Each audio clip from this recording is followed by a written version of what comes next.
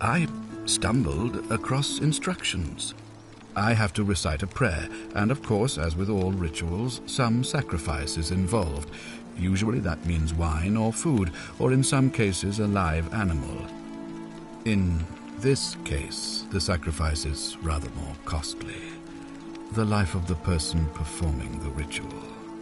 I don't suppose you saw any sign of me in the future? I assume that was me. If I'm forced to perform the ritual, it's going to cost me everything. You'll try to make sure I don't need to use it, won't you? Well, thank you for your candor, I suppose. Good. So,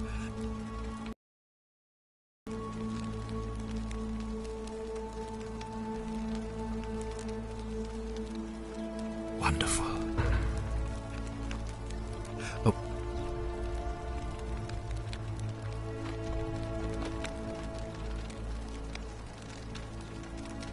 You've returned. Sex before.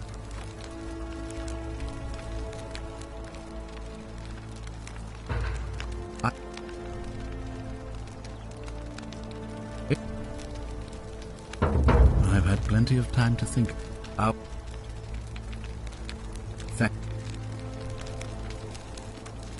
You've returned.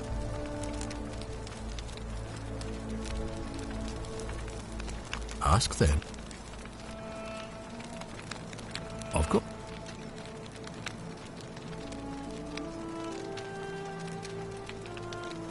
Of course. Are you sure you've spent enough time investigating to make that call? It seems to me you've barely had enough time to...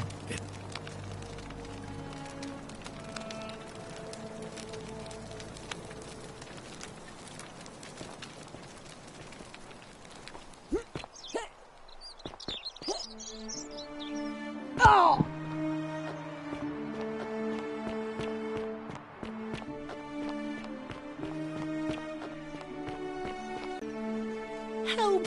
You have to do something! A man arrived in the baths, a real nasty sort, with his face all covered up, and he's got a weapon. You have to do something, or he's going to break the golden...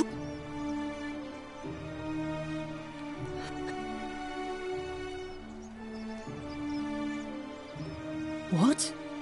Why? All right, fine. Come and find me in my bakery instead. Please be careful.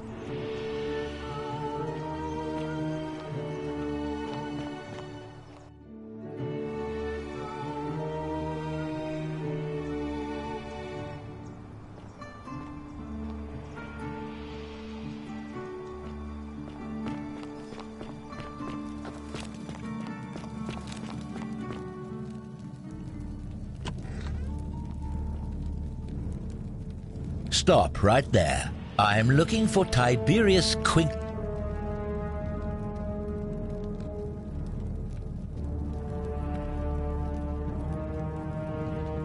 Thank you. For your service to the Empire, I'll let you live for now, but you'd best make sure our paths don't cross again.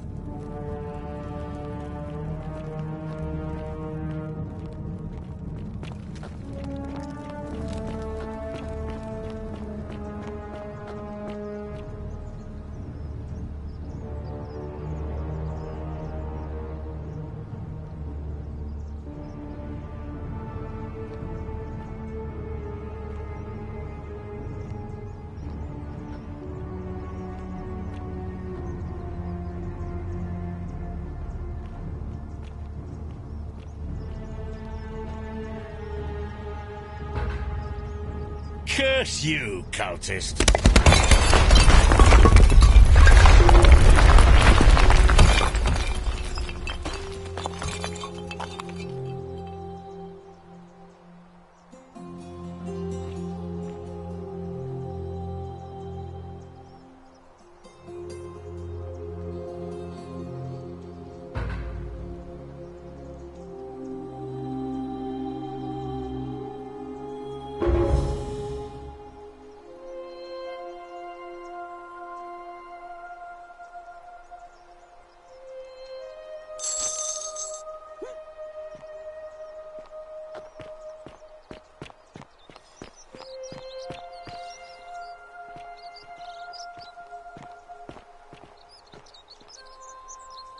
you there? I'm sorry to trouble you, but I couldn't help but notice that fine bow you're carrying.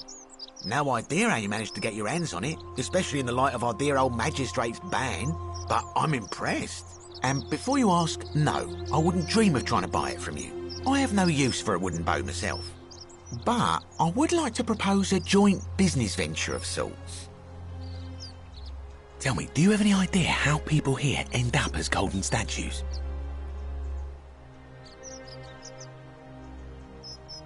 Well, between you and me, I found an old scroll from years ago, hastily written, in which the author claimed something extraordinary and terrifying.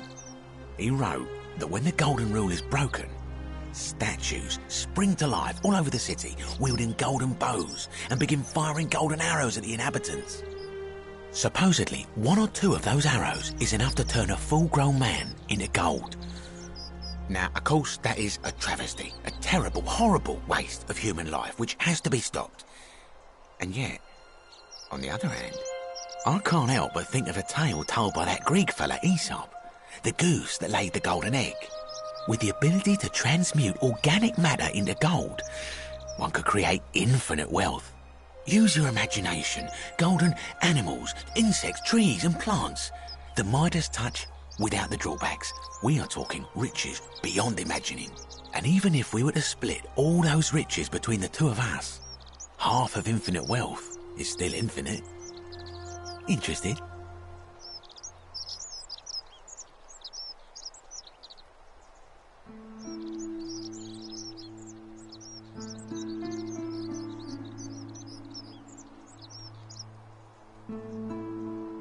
Excellent.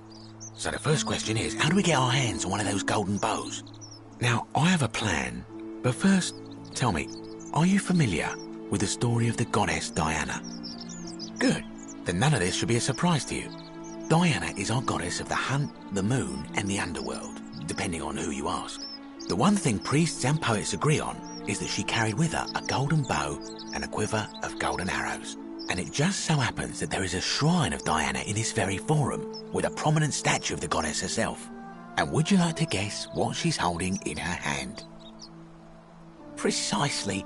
I can't tell you how many hours I've spent in that temple staring at it, trying to figure out how to retrieve it without breaking you-know-what. Oh, gods, no! If you tried that, we'd all be dead within moments, I'm sure. No, here's what I propose. You give your bow to me, I cover it in a thin layer of gold leaf, and we create a replica of her golden bow. Then you enter the shrine, extinguish the braziers, and under cover of darkness, swap out the fake for the original. It's not theft exactly, it's more of a trade. But make no mistake, this is a dangerous path, and there's no way of knowing where it will lead. But in my experience, all the best adventures begin with a risky first step. Now, you must have questions. Ask away. Because the gods would see you, of course. Hence my proposal. I'm more of an ideas man, whereas you're obviously the more resourceful and heroic type. I have complete confidence in you. When Prometheus stole fire from the gods and became a hero to all mankind, do you think he was worried about the danger?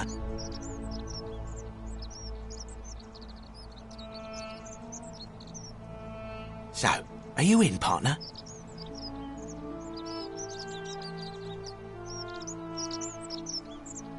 Wonderful. Now, if you'll hand over your bow, I can guess this is a quality weapon. And here we are, a gold leaf bow.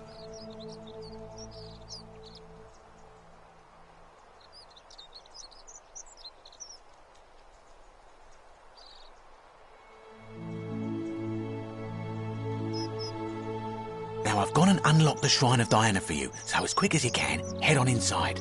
It's just at the end of the street on the left. May the gods not watch over you.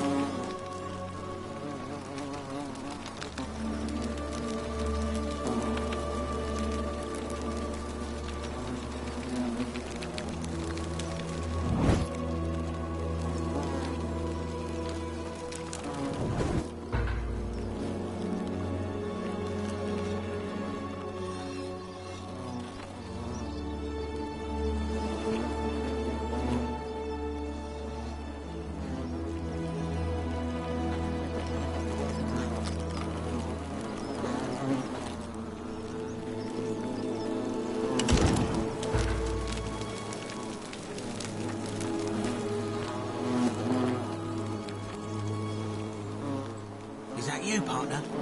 Do you have the bow? Wonderful. Just go ahead and slide it under the door for me and I'll unlock it for you. A little bit slow, aren't you? Yes, I locked you in.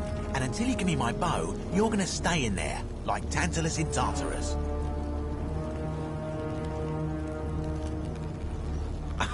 No, technically, I never said that. I said, if we were to split all those riches between the two of us, infinite wealth is still infinite.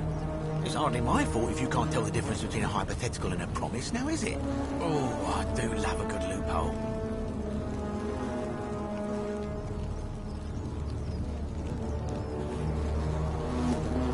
You're just gonna have to take your chances, I'm afraid. The bow, now.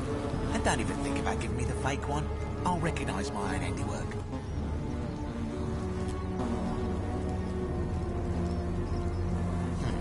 I would reconsider my position quickly if I were you.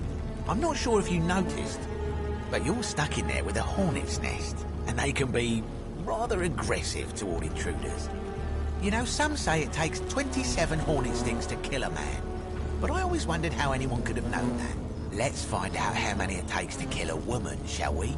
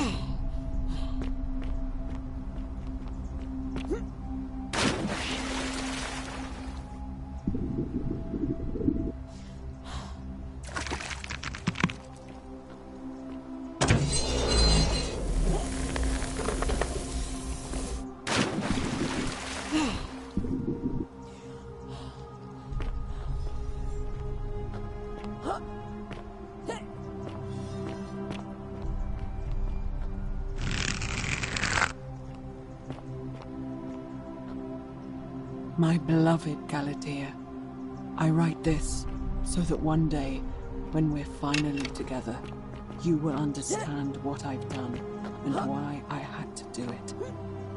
The others will call me mad or a monster, but I don't care what they think. Everything I'm doing here, I'm doing for you. I'll start at the beginning.